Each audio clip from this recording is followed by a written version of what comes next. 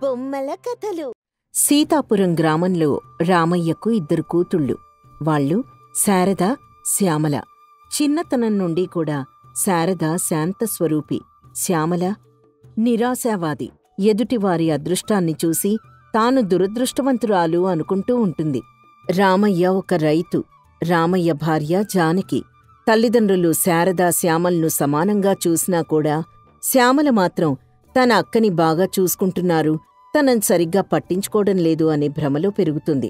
ఒకరోజు శ్యామల, శారద గుడికి వెళ్తారు. దేవుడి దర్శనం చేసుకుని బయటికొస్తూ ఉండగా గుడి దగ్గర ప్రసాదం పంచిపెడుతూ ఉంటారు. ఇద్దరూ వరుసలో వెళ్లి ప్రసాదం తెచ్చుకొని పక్కన కూర్చొని తింటూ ఉంటారు. శ్యామల, ప్రసాదం చాలా బావుంది కదా, చూడు, నాకిందులో జీడిపప్పొచ్చింది. అక్కా, నిజంగా నువ్వు అదృష్టవంతురాలివి, నేనే దురదృష్టవంతురాల్ని. ఈ పులిహోర ప్రసాదంలో నీకు జీడిపప్పొచ్చింది, నాకు చింతపండొచ్చింది. చూడు చెల్లి, నువ్వు ప్రతి చిన్న విషయాన్ని భూతద్దంలో చూసి నువ్వు దురదృష్టవంతురాలివని బాధపడుతున్నావు. అదృష్టం దురదృష్టం అంటూ ఏవీ ఉండవు. నువ్వు ప్రతి దానికి దిగులు పడద్దు. ఇదిగో, ఈ జీడిపప్పు నువ్వే తిను. వద్దులే అక్కా, అది నీకే వచ్చిందిగా, నువ్వే తిను. అసలు దీన్ని నీకివ్వడానికే నేను తీసి చూపించాను. ఇదిగో తిను. శ్యామల తీసుకొని తింటుంది. తిన్న తర్వాత శారద ఇలా అంటుంది, శ్యామల, ఇప్పుడు చెప్పు, ఎవరు అదృష్టవంతులు? నీకు జీడిపప్పు రాకపోయినా తిన్న నువ్వా, నాకొచ్చినా కూడా తినలేకపోయినా నేనా? నేనే అదృష్టవంతురాలనక్కా అని నవ్వుతుంది శ్యామల. చూడు చెల్లి, నువ్వెప్పుడూ అదృష్టం దురదృష్టం అంటూ బాధపడద్దు. నిన్ను బాగా చూసుకోడానికి నేనున్నాను. సరే అక్కా అని అక్కడ్నించి ఇంటికెళ్ళిపోతారు. రోజులు గడుస్తూ ఉంటాయి. పిల్లలు పెరిగి పెద్దవాళ్లవుతారు. కాని శ్యామల మాత్రం తన పంథాను మార్చుకోదు. ఎప్పట్లాగాని అదృష్టం దురదృష్టం అంటూ తను బాధపడుతూ ఎదుటివారిని ఇబ్బంది పెడుతూ ఉంటుంది. ఒకరోజు వారు చదువుకున్న చదువుకి రిజల్ట్ వస్తుంది. శారద పాస్ అవుతుంది. శ్యామల కొద్దిపాటి తేడాతో ఫెయిల్ అవుతుంది. ఆ రోజు ఇంట్లో శ్యామల బాధపడుతూ ఉంటుంది. చూడు తల్లి, అయ్యిందేదో అయిపోయింది. మరోసారి పరీక్ష రాసి పాస్ అవుదువుగాని నువ్వలా బాధపడమాకు. నిన్నలా చూస్తూ ఉంటే నేను తట్టుకోలేకపోతున్నాను. అవును తల్లి, నువ్వు బాధపడుతూ ఉంటే అక్క పాసైనా ఆనందాన్ని కూడా మర్చిపోయి నీతో పాటు బాధపడుతుంది. శ్యామల, నువ్వు పరీక్ష మళ్లీ రాసి పాస్ అవ్వచ్చు. నీకవకాశం ఉంది. నువ్వు చాలా కొద్దిపాటి తేడాతోనే ఫెయిల్ అయ్యావు. కాబట్టి మరోసారి ప్రయత్నిస్తే తప్పక పాస్ అవుతావే. ఇలా బాధపడుతూ ఉంటే నేను చూడలేకపోతున్నాను. నీకే, నువ్వు అదృష్టవంతురాలివి. అందుకే మొదటిసారి పాస్ అయిపోయావు. నేనే దురదృష్టవంతురాల్ని. అందుకే ఎంత ప్రయత్నించినా కూడా మొదటిసారి పాస్ అవ్వలేక ఫెయిల్ అయి కూర్చున్నాను. నువ్వు పాస్ అయ్యావు కాబట్టి ఎన్ని నీతులైనా చెప్తావు. నేను ఫెయిల్ అయ్యాను కాబట్టి నువ్వు చెప్పేవన్నీ వినాల్సొస్తోంది. శ్యామల, నువ్వు ఫెయిల్ అయ్యావు అన్న బాధ కన్నా అక్క పాస్ అయిందన్న బాధ ఎక్కువగా నీలో కనిపిస్తోంది. అంత ఈర్ష్య ఉండకూడదమ్మా. తనెవరు? నీ అక్కే కదా. అక్క పాస్ అయిందన్న బాధ నాకేం లేదు నాన్నా.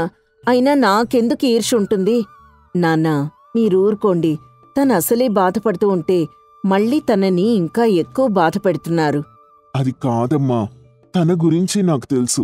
తను ఫెయిల్ అయిన బాధ కన్నా నువ్వు పాస్ అయినందుకే ఎక్కువ బాధపడుతోంది.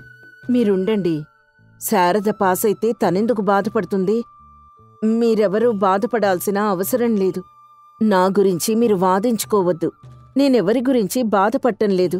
నేను నా గురించే బాధపడుతున్నాను.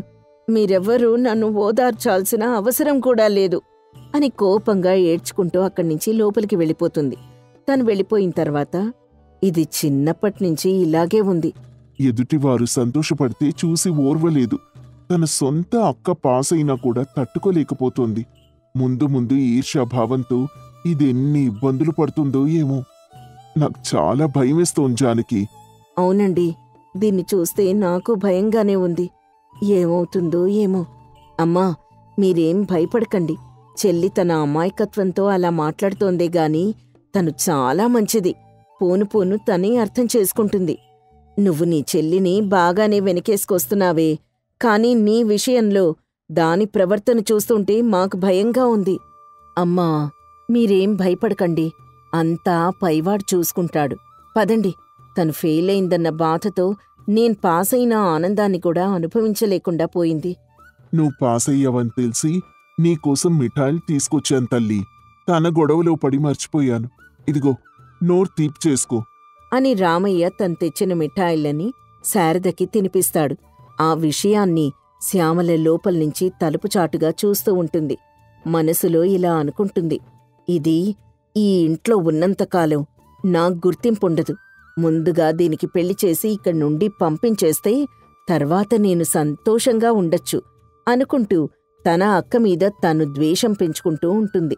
రోజులు గడుస్తూ ఉంటాయి. రామయ్య పిల్లలకు పెళ్లి చేయడానికి సంబంధాలు చూస్తూ ఉంటాడు. ఇద్దరికీ ఒకేసారి పెళ్లి చేయాలని నిర్ణయించుకొని శారదకు పట్నంలో ఉద్యోగం చేసే వ్యక్తిని, శ్యామలకు పల్లెటూర్లో వ్యవసాయం చేసే వ్యక్తిని పెళ్లి కొడుకులుగా నిర్ణయిస్తాడు. అదే విషయాన్ని ఇంట్లో వాళ్ళకి ఈ విధంగా చెప్తాడు రామయ్య. పిల్లలిద్దరికీ ఒకేసారి పెళ్లి చేయాలనుకుంటున్నాను జానకి. కాబట్టి ఈ సంబంధాలు తీసుకొచ్చాను. పెద్దదానికి పట్నంలో ఉద్యోగం చేసే కుర్రాణ్ణి చూశాను.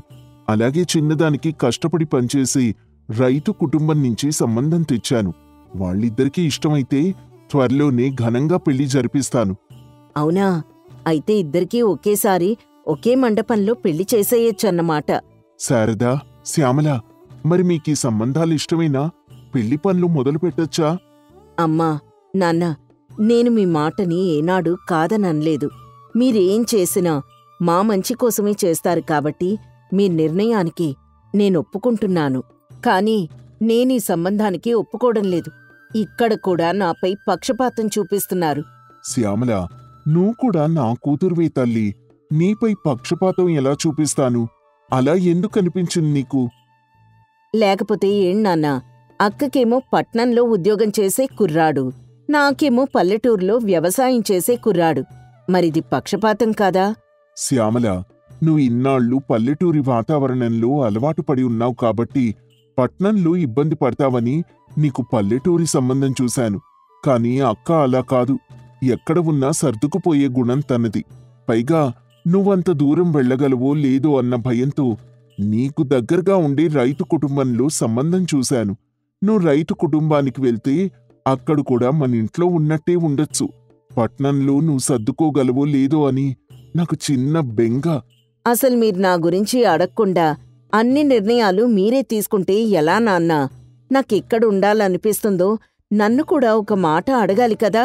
పట్నంలో ఉండలేనని నేను మీకేమైనా చెప్పానా?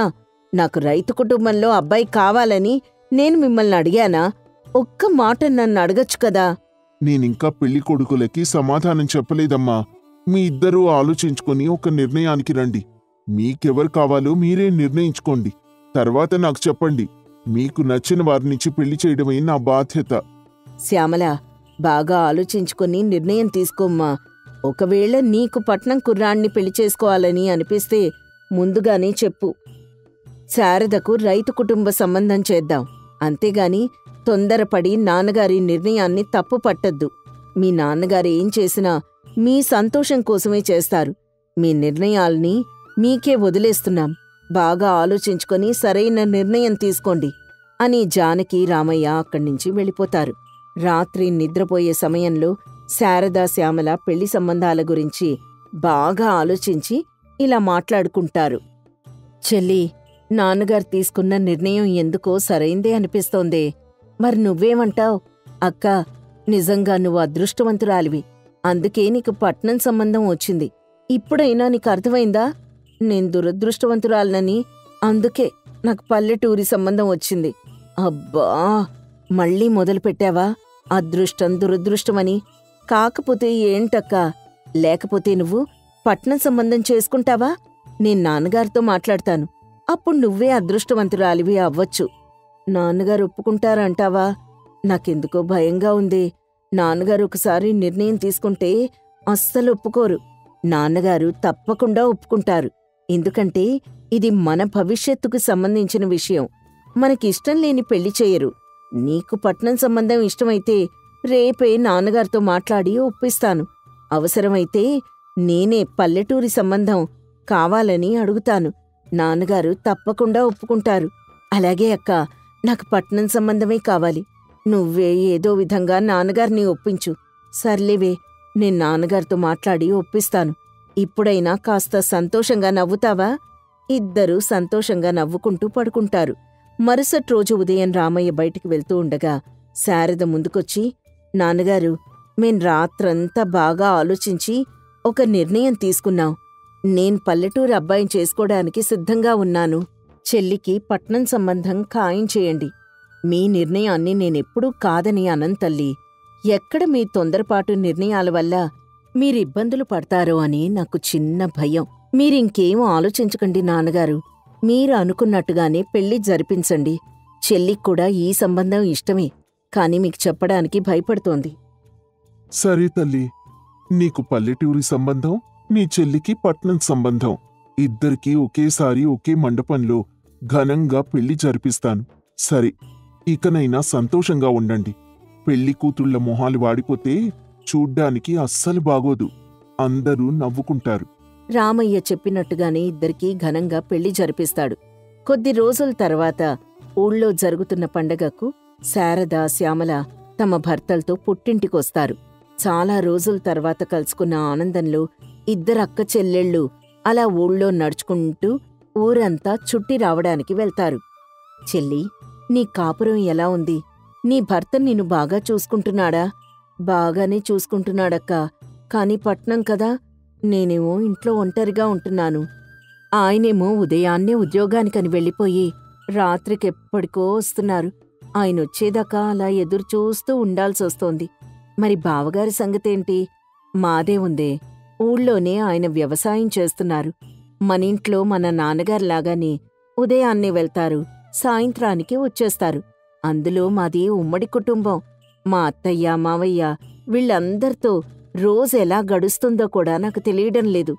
నిజంగా నువ్వు అదృష్టవంతురాలివక్కా. లేకపోతే నాకొచ్చిన సంబంధాన్ని నీకు చేసి నేను పట్నం మీద ఆశతో వెళ్ళాను. కాని అక్కడ జైలు జీవితం అనుభవిస్తున్నాను. నువ్వు ఎప్పట్లాగానే అందర్తో హాయిగా కలిసి ఉంటున్నావు. మళ్ళీ మొదలుపెట్టావా అదృష్టం దురదృష్టమని? శ్యామల, మనకందిందాన్ని అదృష్టంగా, అందందాన్ని దురదృష్టంగా అనుకోవాలి తప్ప లేని దాని గురించి ఆరాటపడకూడదు. ఇది నీకెన్నిసార్లు చెప్పినా అర్థం కాదు అని ఇద్దరూ మాట్లాడుకుంటూ ఉండగా శ్యామల కాలుజారి పక్కనే ఉన్న కొలంలో పడిపోతుంది. శారద అతి కష్టం మీద తనని బయటికి తీస్తుంది. బయటికొచ్చిన తర్వాత, శ్యామల, ఇప్పుడు చెప్పు, నువ్వు అదృష్టవంతురాలివా దురదృష్టవంతురాలివా? శ్యామల ఏ సమాధానం చెప్పకుండా అలా చూస్తూ ఉండిపోతుంది. నువ్వు దురదృష్టవశాత్తు కాలుజారి కొలంలో పడ్డావు. కాని నీ అదృష్టం బావుండి ఏ ప్రమాదం జరగకుండా బయటికొచ్చావు. అదృష్టం దురదృష్టం అనేవి క్షణకాలంలో వచ్చిపోతూ ఉంటాయి. దాని గురించి ఆలోచించి మనసు పాడు చేసుకోకూడదు. నేను చెప్పింది నీకర్థమైందనుకుంటా. ఇంత పద్ధతిగా విడమర్చి చెప్పిన తర్వాత ఎందుకు అర్థం కాదక్కా? ఇక మీదట ఈ అదృష్టం దురదృష్టం అనే దాన్ని వదిలిపెట్టి అందరితో కలిసి సంతోషంగా ఉండడానికి ప్రయత్నిస్తాను. ఆ రోజు నుంచి శ్యామల అదృష్టం దురదృష్టం అనే పద్ధతిని విడిచిపెట్టి అందర్తో కలగల్పుగా ఉంటుంది. శారద, శ్యామల వారి భర్తలతో ఆనందంగా జీవిస్తారు. చుట్టూ కొండలు, కొండల మధ్య అడవి. అడవిలో పెద్ద చెరువు. చెరువు పక్కన చిన్న గ్రామం. ఆ గ్రామం పేరు చినతిమిరం. పేరుకు తగ్గట్టుగానే ఆ గ్రామం చాలా చిన్నది. ఆ గ్రామ ప్రజలకు వ్యవసాయమే ఆధారం. అడవిలో కొంత భూమిని సాగు చేసి రకరకాల పంటలను వారు పండించేవారు. ఎటువంటి మందు మాకు వాడకుండా సేంద్రియ ఎరువులతో పంటలు పండించేవారు. ఆ పంటలకు పట్టణాల్లో మంచి గిరాకీ ఉండేది. పట్టణం నుండి దళారి వెంకన్న ప్రతిరోజూ ఆ ఊరికెళ్ళి అక్కడి పంటను అతి తక్కువ ధరలకు కొని పట్టణాలకు తీసుకొచ్చి అధిక ధరలకు అమ్మేవాడు. చినతిమిరం మారుమూల గ్రామం కావడం చేత సరైన రహదారులు ఉండేవి కావు. రవాణా సౌకర్యాలు లేవు. దానివల్ల దళారి వెంకన్నయ్య ఎంత చెబితే అంతకు అక్కడి రైతులు తమ పంటను అమ్మేవాళ్లు. ఒకరోజు ఆ ఊరి పిల్లలకు పాఠాలు చెప్పడానికి కొత్తగా టీచర్ శాంతి ఆ ఊరికొస్తుంది. శాంతిని చూసి అక్కడి ప్రజలు, ఎవరమ్మా నువ్వు? నిన్నెక్కడో చూసినట్టుగా ఉంది. అత్తమ్మా, నన్ను మర్చిపోయావా? నేను నీ తమ్ముడు రాజారాం కూతుర్ని. చదువుకోడానికి పట్నం వెళ్ళాను. అమ్మ శాంతి, నువ్వా? నేనింకా నిన్ను గుర్తుపట్టనే లేదే. చాలా కాలమైంది నిన్ను చూసి.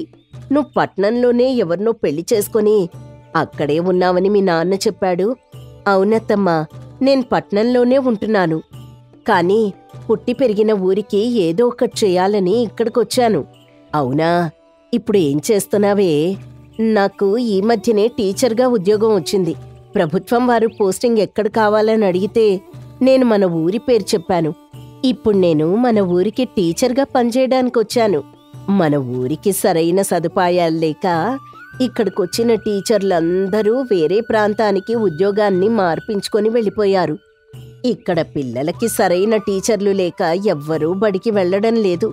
ఇప్పుడు నువ్వు వచ్చావుగా, ఇక మీదట మన ఊరి పిల్లలందరూ చదువుకుంటారు. ఇంతలో అక్కడికి ఊర్లోని రైతులందరూ వస్తారు. వెంకన్న పంటను తీసుకుని వెళ్తూ ఉంటాడు. రైతుల్లో ఒకరు ఇలా అంటారు, మనం రెక్కలు ముక్కలు చేసుకొని పండించిన పంటను తక్కువ ధరకు అమ్మవలసి వస్తోంది. అదే మన ఊరికి రవాణా సౌకర్యం ఉంటే మన పంటల్ని మనమే పట్నం తీసుకొని వెళ్లేవాళ్ళం. నిజమే. సరైన రహదారుంటే మన ఊర్లో కూడా వాహనాలు వచ్చేవి. రహదారులు సరిగ్గా లేక ఏ వాహనం కూడా ఇక్కడికి రావడం లేదు. తప్పనిసరి పరిస్థితుల్లో ఆ వెంకన్నకే మన పంటను అమ్మవలసి వస్తోంది. శాంతి వారి మాటలు విని వారి దగ్గరకొచ్చి ఇలా అంటుంది, బాబాయ్, రహదారులు లేవు, రవాణా సౌకర్యాలు లేవు అని అంటున్నారు కదా.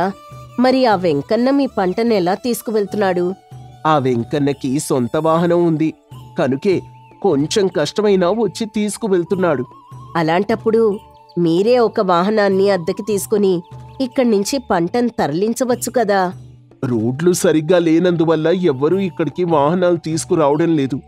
మేం ఆ ప్రయత్నం కూడా చేశామమ్మా, కానీ ప్రయోజనం లేకుండా పోయింది. తప్పనిసరి పరిస్థితిలో వెంకన్నకే అమ్ముతున్నాం. ఇంతకీ నువ్వెవరమ్మా? నేను రాజారాం కూతుర్ని.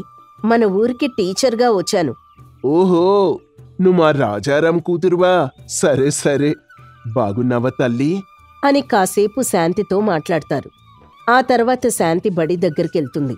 రైతులు తమ తమ ఇళ్లకు వెళ్ళిపోతారు. శాంతి బళ్ళో పిల్లలకి పాఠాలు చాలా చక్కగా నేర్పుతుంది. బడికి రాని పిల్లల ఇళ్లకు వెళ్లి పిల్లల్ని దగ్గరుండి బడికి తీసుకొచ్చి వాళ్లని సరైన మార్గంలో నడిపిస్తూ ఉంటుంది. ఒకరోజు మళ్లీ వెంకన్న పంట తీసుకుని వెళ్తూ ఉండగా రైతులిలా మాట్లాడుకుంటూ ఉంటారు. సుబ్బయ్య ఇలా అంటాడు, మనం కష్టపడ్డ కష్టానికి కూడా ఫలితం లేకుండా పోతుంది. ఇలా అయితే ఎలా చెప్పండి? ఏం చేస్తాను చెప్పు. మనకున్న ఆధారం ఆ వెంకన్న ఒక్కడే. అతను కూడా రాకపోతే మన పంటలు మనమే తినాలి. శాంతి రైతుల మాటలు వింటుంది. శాంతికి అసలు విషయం అర్థం అవుతుంది. వాళ్ల దగ్గరకొచ్చి, బాబాయ్, రేపు మీ అందరూ మా ఇంటికి భోజనానికి రావాలి. రేపు నా పుట్టినరోజు కాబట్టి మీ అందరూ మా ఇంటికొచ్చి భోజనం చేసి నన్ను ఆశీర్వదించాలి. నువ్వేమో పట్నంలో ఉంటున్నావు. మేమందరం అక్కడిదాకా రావాలంటే ఇబ్బందవుతుంది తల్లి. ఒక్కసారి నా మాట విని మీరు రేపు పట్నానికి రండి. నేను మీకు పట్నంలో ఒకటి చూపిస్తాను. తర్వాత మీ తలరాతలు మారిపోతాయి అని చెప్పి శాంతి వెళ్ళిపోతుంది. అందరూ ఒకసారి ఆలోచించుకొని 4 రైతులు పట్నం వెళ్లడానికి సిద్ధమవుతారు.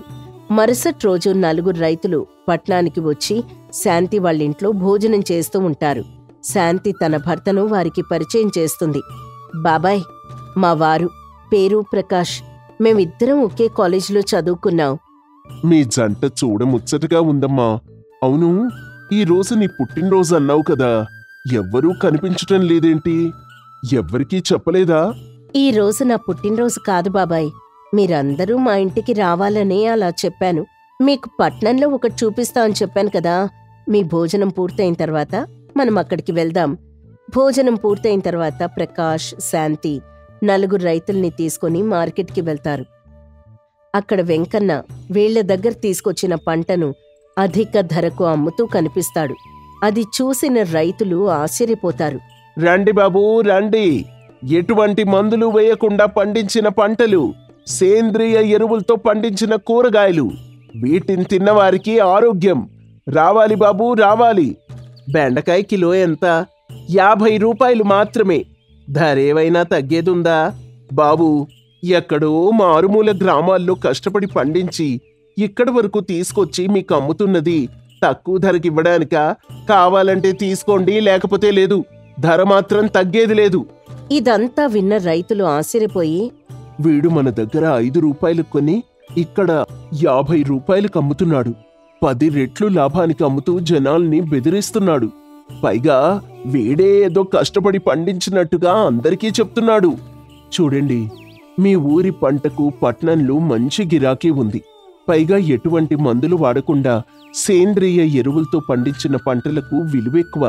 పైగా డాక్టర్లు కూడా వాటినే తినమని సలహా ఇస్తున్నారు. ఈ వెంకన్న మిమ్మల్ని మోసం చేసి మీ ఊరికి ఏ వాహనం రాకుండా చేసి తన సొంత వాహనంలో మీ పంటను తక్కువ ధరకు కొని ఇక్కడికి తీసుకొచ్చి ఎక్కువ ధరకు అమ్ముతున్నాడు. ఈ వెంకన్న వ్యాపారం మొదలుపెట్టినప్పుడు సైకిల్ మీద కూరగాయలు పెట్టుకుని అమ్మేవాడు. ఎప్పుడైతే మన ఊరి పంటను తీసుకొచ్చి అమ్మడం మొదలుపెట్టాడో తను సొంతంగా వాహనాలు కొని ఇళ్లను కొని ధనవంతుడయ్యాడు. కాని ఆ పంటను పండించే రైతులు మాత్రం సరైన ధర లేక ఇంకా పేదవారిగానే ఆ ఊర్లోనే మిగిలిపోయారు. బాబాయ్, మిమ్మల్ని ఇక్కడికి రమ్మని పిలిచింది ఇందుకే. వెంకన్న చేసే మోసం మీకు తెలియజేయడానికే మిమ్మల్ని ఇక్కడికి రమ్మని పిలిచాను. మరి మేమేం చేయగలం తల్లి? మన ఊరికి సరైన రహదారులు లేక వీడేమో వాహనాలు రానివ్వక మరి మన పంటను ఎలా అమ్మేది? చూడండి, నా స్నేహితుడికి ఇటువంటి వాహనాలు 4 ఉన్నాయి. వాట్లో ఒకటి మీ ఊరికి పంపిస్తాను. మీరే మీ పంటను ప్రతిరోజు పట్టణాలకు తీసుకొచ్చి అమ్మండి. అప్పుడు మీకు 1 రూపాయి మిగులుతుంది. కొనుక్కునే వారికి 1 రూపాయి తక్కువకు వస్తుంది. మధ్యలో ఇలాంటి వెంకన్న లాంటి దళారులని నమ్మకండి. అమ్మా శాంతి, నువ్వు మన ఊరికి ఏదైనా చేయాలని వచ్చావని మీ పిన్ని చెప్పింది. కానీ ఈ రోజున మన ఊరి కష్టాలన్నీ తీరిపోయే మార్గం నువ్వు నీ భర్త చూపించారు. మీ రుణం మేమెలా తీర్చుకోగలం? భలే వాడివి బాబాయ్. మనలో మనకి రుణాలెందుకు? త్వరలో మన ఊరి సమస్యలన్నీ తీరిపోయేలా నేను ప్రయత్నిస్తాను అని చెప్తుంది. రైతులు ఆనందంతో వారి ఊరికి వెళ్తారు. మరుసటి రోజు వెంకన్న పంట కొనడానికి ఊరికొస్తాడు. ఆ త్వరగా వచ్చి పంటను మొత్తం బండ్లో పెట్టండి. బాబూ, ఈ రోజు నుంచి మా పంటను మీకు అమ్మడం లేదు. ఏం చేస్తారు? మీ ఊరికి ఎటువంటి వాహనాలు రావు. మీరీ పంటను తీసుకొని పట్నం దాకా రాలేరు. మీకు నేను తప్ప వేరే గతి లేదు. చెప్పిన మాట విని పంటను బండెక్కించండి. నువ్వు మా దగ్గర 5 రూపాయలకు కొని పట్టణంలో 50 రూపాయలకు అమ్మడం మేం చూసాం. పండించిన మాకేమో 5 రూపాయలు, కొని తీసుకెళ్లి అమ్మినందుకు నీకు 10 రెట్ల లాభం. మమ్మల్ని ఇంతలా మోసం చేసి నీకు ఇక మీదట పంట నమ్మదలుచుకోలేదు. ఇంతలో అక్కడికి ప్రకాష్ పంపించిన వాహనం వస్తుంది. అది చూసిన వెంకన్నకు గుండెలో దడ పుడుతుంది. సరే, ఈ రోజు నుంచి 10 రూపాయలకు మీ పంటలు కొంటాను. నా బండిలోనే మీ పంటను ఎక్కించండి. లేదు బాబు, మీ మాయ మాటలు మేమింక నమ్మం. సరే, 20 రూపాయలకు కొంటానయ్యా. నా బండిలోనే ఎక్కించండి. మీ మీద మాకు నమ్మకం లేదు దొరా. ఇక మేం మిమ్మల్ని నమ్మం. మీరిక బయలుదేరవచ్చు అని చెప్పి పంటను మొత్తం ప్రకాష్ పంపిన వాహనంలో ఎక్కించుకుని రైతులందరూ పట్నం వస్తారు. అక్కడ ప్రభుత్వం ఏర్పాటు చేసిన రైతు బజార్లలో పంటను మొత్తం గిట్టుబాటు ధరకు వారే స్వయంగా అమ్ముకొని వారి ఊరికి తిరిగి వెళ్తారు. ఊర్లోకి రాగానే సరాసరి బడి దగ్గరకు వెళ్లి శాంతిని కలిసి, అమ్మా శాంతి, నువ్వు మీ ఆయన చెప్పిన సలహా ప్రకారం ఈ రోజు మా పంటను మేవే పట్నంలో రైతు బజార్లో జనాలకు స్వయంగా అమ్మామమ్మా. మునుపెన్నడూ లేని విధంగా అధిక లాభాల్ని చూశాం. చాలా సంతోషంగా ఉంది తల్లి. మీ వల్ల మాకీరోజు మా కష్టానికి తగ్గ ప్రతిఫలం దక్కింది. శాంతి సంతోషపడుతూ, బాబాయ్, మీకు ఇంకొక శుభవార్త. మా వారు కలెక్టర్ గారికి మన ఊరి గురించి అంతా వివరంగా లేఖ రాశారు.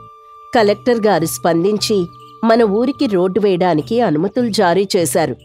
అంతేకాదు బాబాయ్, రోడ్డు పనులు పూర్తయిన వెంటనే మన ఊరికి బస్సు సౌకర్యాన్ని కూడా కల్పిస్తా అని కలెక్టర్ గారు హామీ ఇచ్చారు.